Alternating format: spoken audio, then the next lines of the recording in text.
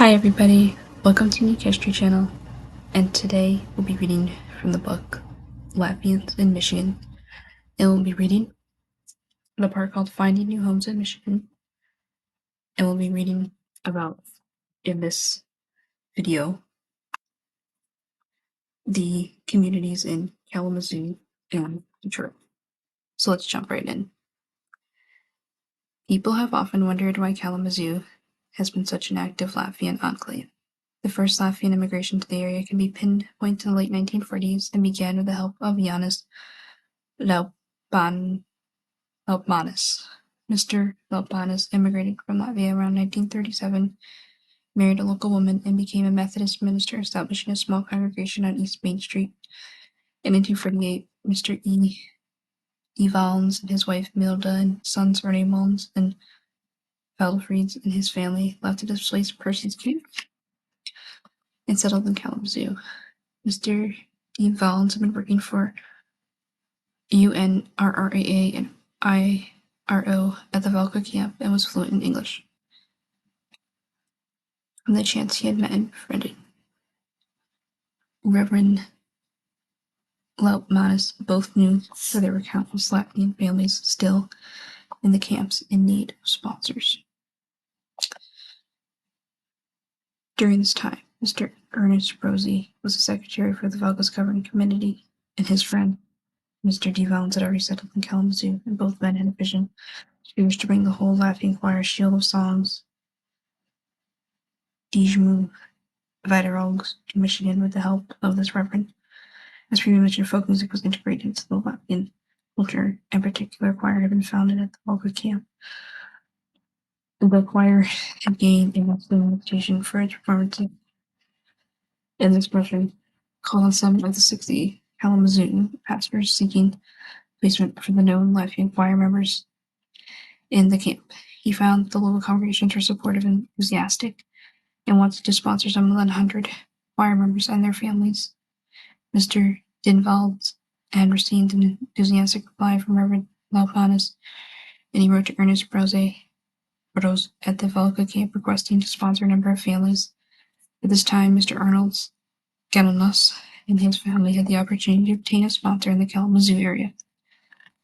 Mr. Galanos was a composer in addition to being the director for the Valka's camp choir. Correspondence ensued that Rev. Laupmanis and Mr. Brose resulted in the former promising and providing sponsors for the majority of the choir members. As Reverend Laupmanis stated, one of my first goals is to use the choir and short speeches as a tool to fight communism and awaken the American people from a deep sleep so they see the tricks that the communists play. As Mr. Odahars Bruvadis writes in his autobiography, yes, Rev. Laupmanis, D. Valnes, and Brose were truly angels sent from heaven with a devotion to Latvian heritage perhaps unsurpassed by anyone. It was their combined effort and work that brought more than 100 choir members and their families, plus many others and their relatives and friends. One of the three angels knocked on their hearts, pleading for help, and they helped. The members of the choir were concerned that if they accepted the Reverend's help, they would have to join the Methodist Church, and he said that it does not mean you must join my church or change your faith. Matters of soul are sacred and personal. Only God and each individual has the right to change their faith. By the early 1950s, many choir members already found sponsors in the area and had found gainful employment in choir practices, were being told. On Sundays, the church and the choir members would meet at the Methodist Church before service and practice. During the church service, the choir would sing a few songs, and afterwards, Reverend Laupmanis, together with the choir, would travel to the outlying churches. He would hold the church service, incorporating lectures on the evils of the communism, and it would inspire listeners with Latvian songs. Often, they would visit two churches on a given Sunday, not returning home until after midnight. In addition to their political goal, these presentations had another goal as well, to find additional sponsors to bring more Latvians from this displaced persons camp to settle in the area. A law had been passed that immigrants were to work for the sponsor for 18 months. Only after this period elapsed they could seek different employment. Slowly, most of the choir members found sponsors. The family members returned to brothers, and those who had relocated to the area. Immigration to the Kalamazoo area was not persons from the Valko displaced persons camp, but included Latvians from a variety of camps. Thus, the colony began to grow. By mid-1950s, more than 2,000 had settled in the Kalamazoo area. In July 1949, I, meaning the author, not me reading to you, arrived in America as a 2-month-old with my parents, 3 brothers and grandparents, because I was a new friend. We had gotten transportation from Germany to Boston on an old Army transport plane. Our intermediate sponsor was in New Hampshire. For the first winter, my father worked for a farmer clearing a forest and grazing land, earning 25 cents an hour. Corresponding with friends who had been in the same camp in Germany, my parents found that many Latvians had settled in the Kalamazoo area. We were fortunate to find a man who owned a large fruit farm outside of Kalamazoo, Michigan. And in the spring of 1950, a neighboring farmer offered to drive our family in his open pickup truck to the nearest train station, where we boarded a train for the Midwest. 2 days later, we arrived in Niles, Michigan. The Kalamazoo farmer sponsored several families, providing living quarters in small houses scattered in nearby locations. If one is familiar with the grapes of wrath by John Steinbeck, an accurate particular image would be granted. We were immigrants, poverty-stricken, owning nothing that we could carry in small suitcases, and the majority not even knowing language or new adopted land. Yet, there was a difference between these new immigrants and the people described in Steinbeck's novels. Because most Latvian immigrants had an education and worked in their professions for many years in the home country, they had owned their own apartments in Riga and were socially and culturally astute. But also many of those arriving in Michigan had their own crops or farms and extensive knowledge of agrarian practices. We were coming to a new country with very little, but we had the American dream in mind. And we knew life could be better. The key was freedom and opportunity. More than a dozen Latvian families lived and worked on farms in the Colma area. The men and women worked in fields during the day, and school-age children attended local country school. The grandmothers cared for the newborns and toddlers, and the older men repaired the farm equipment, and everyone worked in their individual gardens. My father earned 55 cents an hour, and my mother made 45 cents. Since my father did not have his driver's license at the time, he tilled soil with a horse and plow. During the harvesting, everyone regardless of age worked fruit and were all paid by the flat. Our lives were much easier than many of those we were given a 4-room house, even though it had no indoor plumbing or heat. It did have electricity. The wood stove in the kitchen served for cooking as well as meat. The kind a farmer presents our family with a cow and gave milk, and my grandmother could make the butter. On Friday evenings, the father loaned the workers a pickup truck.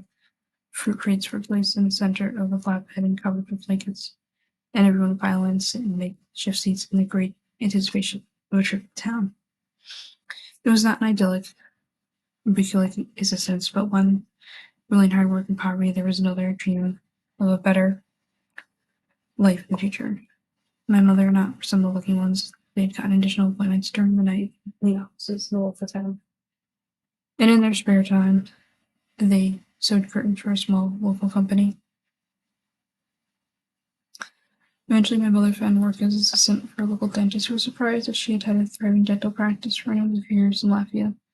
This account was not extreme, but the norm. Every Latvian family who came to America went through the same process. Only the surroundings were minutely different, and some found work in factories in large urban areas.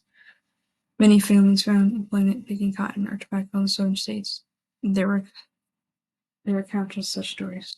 The families in the Colma area knew that many Latvians from displaced persons camp and immigrated to Kalamazoo. Their goal was to have contact with other Latvians in Kalamazoo and begin social interaction. My father often said that his employer was not pleased with this endeavor, and he feared that he would see his life better in the city. Men working for better wages at the Elbridge sausage factory, at the paper mills, the Shakespeare's company making fish tackle, and at the Gibson guitar company, at the local hospitals, and so on. Eventually, he feared one by one he would lose workers. This eventually did happen.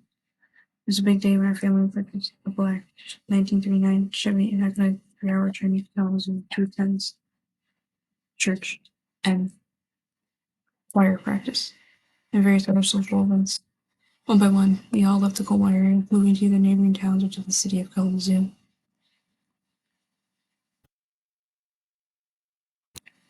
And these were the scenes that left from Kalamazoo.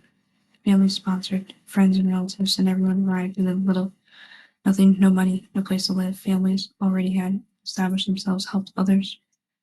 For example, Ernest and Olga Brose had already purchased a house not far from West Main Avenue. This was almost unheard of, because only a few families were able to do this. They opened the door to newly arriving families. Often there were more than 10 people living in a small house. Thus, Latvians began to flock to Kalamazoo area and establish organizations. And on June 30th, 1950, the Kalamazoo Latvian Association, Kalamazoo Latvius Barbida, was established. Meetings and larger social events were held at Reverend Monis's Church, or the YMCA, and YWCA. In 1955, the association purchased a hall on the Oakwood area in which to hold social events. The building was renovated by its members, and the men spent almost every evening and weekend reconstructing the building. That they would come home from work, eat dinner, and change clothes and work till midnight. And those men who had worked night shifts in the paper mill spent their days rebuilding. The upstairs had a smaller hall where local artists would exhibit their works. Meetings would be held in the Literary Guild and welcome readings. The folk dancing practices were also held here, as well as the ladies' crafts auxiliary meetings and weekly choir practices and other events. The larger hall in the lockout basement was intended for frequent larger social gatherings. Under the umbrella of this organization, various activities blossomed. The most prominent was the establishment of a Latvian school in 1952. The school was also headed by a principal and was guided by a board of comprised of parents. Also, school library was established in 1957, containing approximately 3,000 books in the beginning. The classes were held on Saturday mornings at a local school, and later the Latvian schools moved to Latvian Church Hall in University. The Lutheran congregations were a focal point for community, and on December 10th, 1949, Reverend Jan Thurps held the first church service for the community. That same year, St. John's Latvian Lutheran Church was founded with 500 members. Services were held in a local rented churches until 1961, when the first Latvian-owned church in the United States was built on Cherry Hill Avenue. Also in 1950, the Kalamazoo Latvian Church was founded when Reverend A. Biabalu as the minister. This congregation also had about 500 parishioners, and they purchased a church on Portage Road in 1965. The two congregations unified in 1994 and continued to be active today in a single unit. In 1950, a chapter of the Ghani was established. Approximately 150 members and continues to be inactive today. In 1956, the Girl Scout and Boy Scout Kalamazoo chapter was founded. Also, sports division, student club, fraternity, and sorority group, and youth group were established. In 1964, a chapter of the Latvian Credit Union was established. Most Latvians in Michigan by this time had established themselves by finding gainful employment and purchasing homes, and they were becoming part of a local community, yet establishing their own cultural and ethnic